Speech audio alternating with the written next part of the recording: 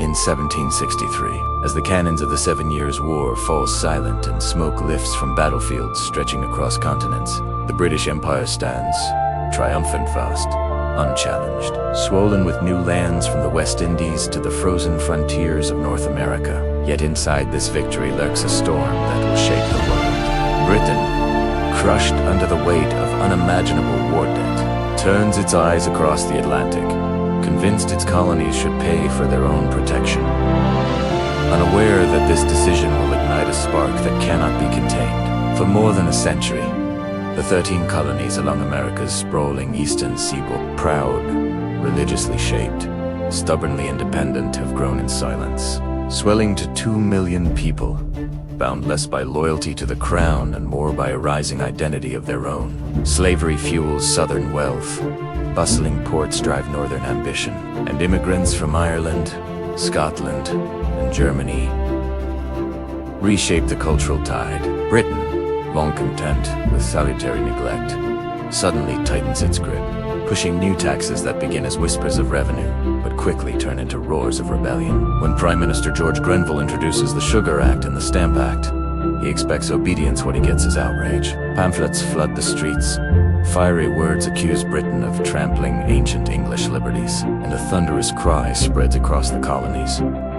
No taxation without representation. In Virginia's House of Burgesses, Patrick Henry unleashes a storm of resolutions, so bold they shake even loyal hearts, while a young Thomas Jefferson watches history ignite before his eyes. Soon mobs roam the streets, tax collectors flee or face merciless tarring and feathering, and colonial delegates unite with an unprecedented declaration of rights.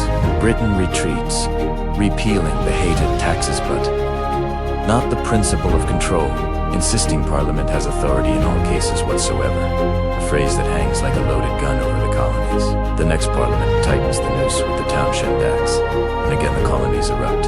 Boston becomes a powder keg, where tensions between soldiers and citizens snap in an explosion of musket.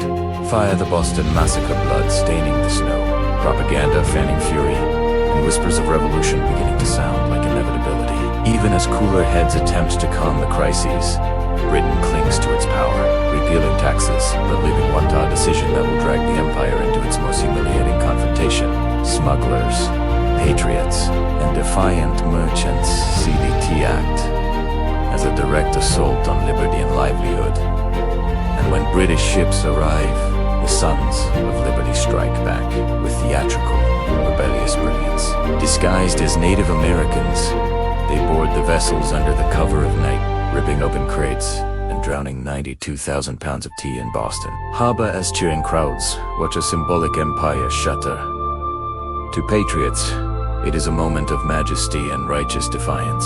To Britain, it is an unforgivable insult.